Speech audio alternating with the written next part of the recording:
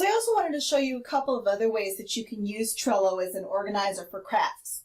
I use mine to organize my fabric. So I've got my lists by the type of fabric it is, but you can choose obviously any organizing way that you want. I've got snapshots of my photos or of my fabric. And so as an example, I'll click on this, and my description has the yardage, the width, the cost, where I purchased it and when. I also might take a picture of the end bolt to see what the care instructions are and what the actual composition of the fabric is. I've got labels by color. So this is how I use the fabric.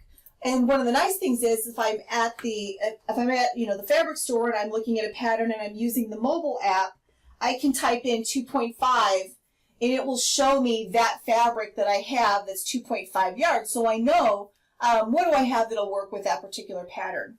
So I really like that as a way of organizing fabric. The other way that I've used or am about to, I haven't started as you'll see, is to organize my patterns. So I'll show you a really quick demo of how you would do that. So I've got a pattern that I want to put in, which is Butterick 3187. I'm going to click on the pattern and drag over the JPEG. I have scanned my patterns and the picture will go in a second.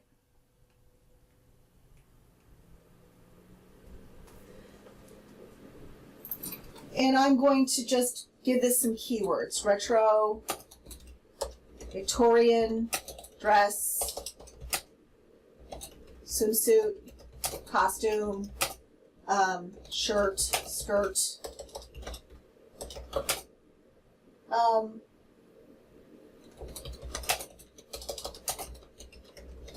So, and you could go as detailed as, how many yards a particular item might take. You could use the checklist for notions that are required and so forth. But if I click on the image, I'll get the full blow-up view of the pattern.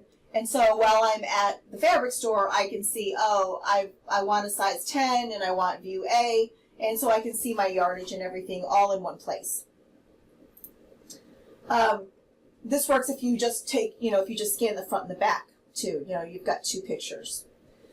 So that's how I use the Trello for patterns. And I'm sure there are millions of other ways you could organize this. Yarn, thread, sewing books, all of those kind of things. But these are just some basic ways that I've used Trello to organize my crafting.